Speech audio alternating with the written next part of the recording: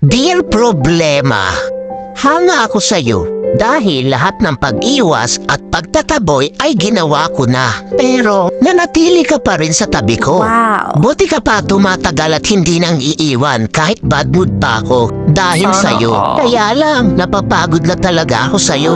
Pwede bang tantanan mo na ako? I-give up mo na ako, please. Mag-break na tayo, problema. Hindi na kita kayang tagalan. Kaya, iba na lang mahalin mo. Mababaliw na ako kaiisip sa'yo. Pwede, ikaw na lang mag-isip sa akin. Ikaw naman mamroblema sa akin. At nakakapagtaka ka rin problema, no? Dahil wala namang nangyayari sa atin. Bakit nagkaanak ka? Dumami ka pa talaga. Pwes, hindi akin yan.